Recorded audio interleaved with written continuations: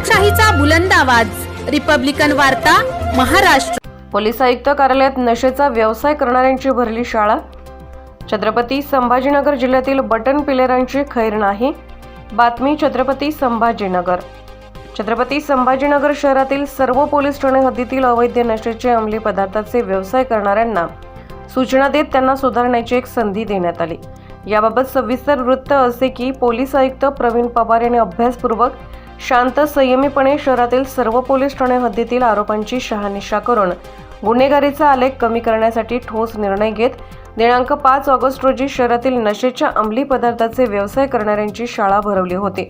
त्यांना एक संधी सुधारण्यासाठी देण्यात आली। त्यावेळी असे सांगण्यात आले की तुम्ही सुधारून जा, कोणताही योग्य व्यवसाय सुरू करा, मात्र नशेचा व्यवसाय करताना जर आढळले तर त्याची खैर नाही। यावेळी नशेचा व्यवसाय करणारे सर्वांचेच महिला पुरुष यांचा पत्ता, मोबाईल नंबर व त्यांच्या फोटोसह डाटा तयार करण्यात आला आहे।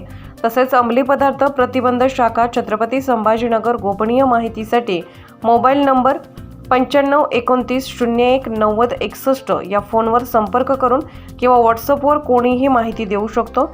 माहिती देणाऱ्याचे नाव व डिटेल्स गोपनीय गुप्त ठेवण्यात येणार आहे असे सांगण्यात आले। तसेच अंमली पदार्थ प्रतिबंध शाखा छत्रपती संभाजीनगर यांच्या पथकाने MIDC वाळूज पोलीस ठाणे हद्दीत 30,000 रुपये किमतीचा गांजा विक्री करणाऱ्या आरोपींची साखळी पकडण्यात आली व त्यांच्यावर MIDC वाळूज पोलीस ठाण्यात NDPS कायद्याअंतर्गत गुन्हा दाखल करण्यात आला आहे असे सांगितले।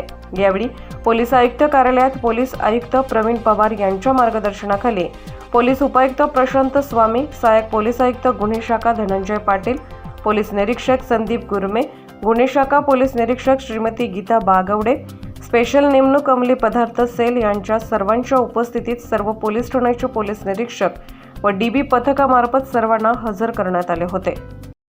छत्रपती संभाजीनगर पोलीस आयुक्तालय या ठिकाणी सन्माननीय पोलीस आयुक्त प्रवीण पवार साहेब यांनी अँटी नार्कोटिक सेल याची स्थापना केलेली आहे। शहरामधले NDPS विक्री, बटन असेल, गांजा असतील, सिरप असतील, वेगवेगळ्या प्रकारचे चरस किंवा जे पण गुंगीकारक औषधं आहेत किंवा नशेचे पदार्थ आहेत यांची विक्री करणारे गुन्हेगार आहेत, वाहतूक करणारे गुन्हेगार आहेत, यांच्यावरती विशेष लक्ष ठेवून विशेष त्यांचे इंट्रोगेशन करण्यासाठी त्यांना पोलीस आयुक्तालयात इंट्रोगेशन फॉर्म भरून त्यांची पूर्ण माहिती या ठिकाणी घेऊन त्यांना सोडलेलं आहे। अँटी नार्कोटिक सेलबाबत फक्त गुन्हेगारांवर कारवाई तर सातत्यानं केली जाईल, त्याच्यासाठी एक विशेष नंबर पोलीस आयुक्त साहेबांनी जारी केलेला आहे।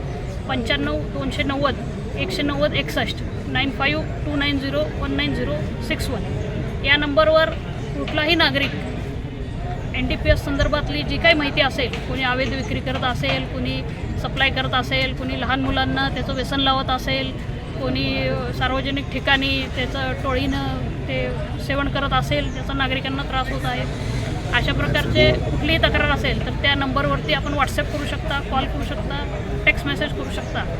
त्याच्यावरती येणारा नंबर किंवा कॉल किंवा त्या व्यक्तीचं नाव हे पूर्णपणे गोपनीय राहील।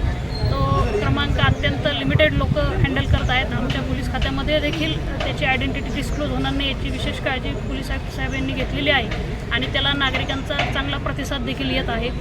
आत्तापर्यंत NDPS पथकाकडून 3 वेळा कारवाया झालेल्या आहेत, यापुढेही कारवाई चालू राहणार आहे। याचबरोबर कारवाईसोबतच जे गुन्हेगार आहेत, ज्यांना काही कारणामुळं त्यांनी हे काम सुरू केलं होतं किंवा काही कारणामुळं असे गुन्हे केले होते, काही रोजगार नसल्यामुळं केलं होतं, तर अशा लोकांना देखील मदत करण्यासाठी वेगवेगळ्या NGOंनी पुढाकार घेतलेला आहे। पोलीस आयुक्त साहेबांना वेगवेगळ्या NGO साहेबांनी सांगितलेलं आहे की अशा प्रकारे काही असतील लोक की ज्यांना काही ट्रेनिंग देऊन काही काम देता येते का वगैरे, अशा रिफॉर्मेटिव्ह दृष्टिकोनातून देखील NC सेल या ठिकाणी काम करत आहे आणि नागरिक त्याला चांगला प्रतिसाद देत आहेत। वेगवेगळी माहिती आम्हाला प्राप्त होत आहे आणि माध्यमांनी देखील याच्यामध्ये सर्वांपर्यंत हा मेसेज पोहोचवलेला आहे। याच्यामध्ये आणखीन एक प्रकार आहे की लहान मुलांना बऱ्याच ठिकाणी वापर केलं जातं, लहान मुलांनाही विक्री केली जाते किंवा लहान मुलांकडून विक्री केली जाते, तर त्याच्याबरोबर NDPS कायद्यासोबतच करण्यात येईल। शहरातले कोणते परिसर मॅडम ज्या ठिकाणी हे मोठ्या प्रमाणामध्ये असे डार्क स्पॉट बरेच आयडेंटिफाय झालेले आहेत। मोकळ्या जागा ज्या असतात किंवा नाले जे असतात अशा ठिकाणी बरेचसे लोक बसतात, ओपन ग्राउंड्स असतात, तर त्या सगळ्या ठिकाणी ANC सेल हे प्रातिनिधिक स्वरूपात आहे. सर्व पोलीस स्टेशन, गुन्हे शाखा असं संयुक्तिक ही मोहीम आहे आणि सगळीकडून ही कारवाई आम्ही चालू ठेवणार आहोत. आणि ज्याला कोणाला याच्या संदर्भात माहिती द्यायची असेल किंवा इतर प्रकारे या NGOच्या कार्यात काही सामील व्हायचं असेल त्यांनी देखील ANC सेलला संपर्क साधावा. कालच्या वाळूच्या कारवाईविषयी काल MIDC वाळूज पोलीस स्टेशनच्या हद्दीमध्ये अवैध गांजा विक्री करणाऱ्या इसमाला पकडलेला आहे आणि माननीय पोलीस आयुक्त साहेबांच्या सूचनेनुसार कुठलाही गुन्हा दाखल होताना पूर्ण त्याची चेन जी आहे, कुठून आणतो, कोणाकोणाला देतो, कशा प्रकारे विक्री करतो, हे संपूर्ण चेन निष्पन्न करून गुन्हे दाखल करण्यात येत आहेत. त्यानुसार कालच्या गुन्ह्यामध्ये एकूण 5 लोकांवरती गुन्हा दाखल केलेला आहे आणि MIDC वाळूज पोलीस स्टेशन पुढील तपास करत आहे. त्यामध्ये एक झिरो पोलीस आहे, त्याचा काय रोल आहे त्याच्यामध्ये? एक त्याच्यामध्ये आरोपी आहे, त्याच्याबाबतचा माहिती आम्हाला मिळालेली आहे की काही पोलिसांचा गैरवापर नावाचं जर त्यानं केलेलं असेल तर त्याच्याबाबत स्वतंत्र कारवाई करण्यात येईल. कारण अनेक अशा कारवाईसाठी किंवा पोलीस स्टेशन अंतर्गत झिरो पोलीसचा वापर होतो, त्या संबंधित काय सांगणार? झिरो पोलिसाची कुठलीही संकल्पना कायद्यामध्ये नाही आहे आणि असं जर पोलिसांचा गैरवापर कोणी पब्लिकमध्ये करत असेल तर त्याच्याबाबत स्वतंत्र कारवाई करण्यात येईल. जेवढे आपले रेकॉर्डवरील NDPS त्याच्यामध्ये मग गांजा, चरस, बटन, सिरप असे विक्री करणारे रेकॉर्डवरील गुन्हेगार आहेत. या सर्वांना आम्ही इंट्रॉगेशनसाठी या ठिकाणी बोलवलं होतं. त्या सर्वांचे गुन्हेगारी पार्श्वभूमी आहे. आपल्या शहरातील गुन्हेगारी पाहता बरेचसे गुन्हेगार हे नशेच्या अंमलाखाली किंवा अंमली पदार्थाच्या सेवनाच्या नंतर गुन्हे करतात असं दिसून येतं. त्याचं प्रमाण कमी व्हावं यासाठी या सर्वांना समज देण्यात आलेली आहे.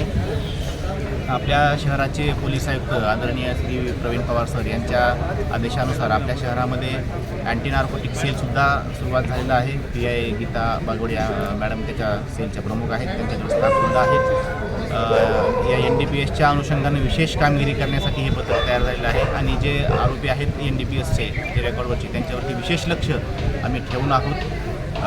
इथून पुढं जर अशा लोकांनी विक्रीचे किंवा सेवनाचे किंवा NDPSच्या रिलेटेड कुठलेही गुन्हे केले तर त्याच्यामध्ये जे आम्ही विक्री करणारे आहेत फक्त तिथपर्यंतच थांबणार नाही, तर त्यांची विक्री करणारी जी पूर्ण चेन आहे, जे पूर्ण सप्लायर आहेत सुरुवातीचे, तिथपर्यंत आमचा तपास होईल आणि सर्वच्या सर्व याच्यामध्ये आरोपी होतील याची आम्ही निश्चितच खातरजमा करू आणि इथून पुढं शहर पोलीसच्या वतीनं त्याच्यामध्ये जास्तीत जास्त कडक कारवाई केली जाईल. अशाच पण नागपूरमध्ये ते अशाच पद्धतीनं हा फॉर्म्युला यूज केला होता, मात्र त्या ठिकाणी जी घटना कमी झालेल्या नाही. या होईल नाही, आपल्या ठिकाणच्या घटना निश्चितच कमी होतील याचा आम्हाला विश्वास आहे. किती वर्षातल्या कारवाया हे जे गुन्हेगार आहेत किती वर्षातले? मागच्या 10 वर्षातील रेकॉर्ड आम्ही काढलेला आहे. त्याच्यावर जास्त गुन्हे असे आम्ही काही त्यांची टॉप लिस्टसुद्धा तयार केली आहे. त्याच्यावरती आम्ही विशेष लक्ष ठेवून आहोत. हे जे गुन्हेगारी गंभीर गुन्हेगारीमधले का फक्त विक्रीमधल्या याच्यामध्ये? स्पेशल NDPSचे आरोपी आहेत, त्याच्यावरती NDPSचे गुन्हे दाखल आहेत. ते आता मागील 10 वर्षापासून आहे, परंतु आता कारवाईवरती सातत्य राहणार आहे का सर याच्यात? निश्चितच आमचा अँटी नार्कोटिक सेलचा एक नंबर आहे, विशेष नंबर, तो सुद्धा आम्ही सर्वांना पब्लिश केलेला आहे. कुठल्याही नागरिकाला किंवा कोणालाही त्याच्याविषयी काही माहिती असेल, इन्फॉर्मेशन असेल तर त्या नंबरवरती मेसेज करू शकतात किंवा कॉल करून ते कळवू शकतात. त्याच्यावरती 100% कारवाई होईल. नाही, आता आपण नंबर दिला होता, त्यानंतर आता प्रोत्साहन मिळालेलं आहे या कार्यक्रमाला तुमच्या, परंतु हे सातत्य आता यांना पण तुम्ही सूचना दिलेल्या आहे, गुन्हेगारी सोडून व्यवस्थित धंदे पाणी चालू करा, परंतु यांनी पुन्हा जाऊन असे व्यवसाय करू नये. सगळीकडे नोंद असते, आपण कारवाई करणार का कडक? 100% त्यात कारवाई होणार आणि जास्तीत जास्त कडक कारवाई होणार. रिपब्लिकन वार्ता महाराष्ट्र वृत्त वाहिनीसाठी फुलंब्री औरंगाबाद प्रतिनिधी अकबर शहा.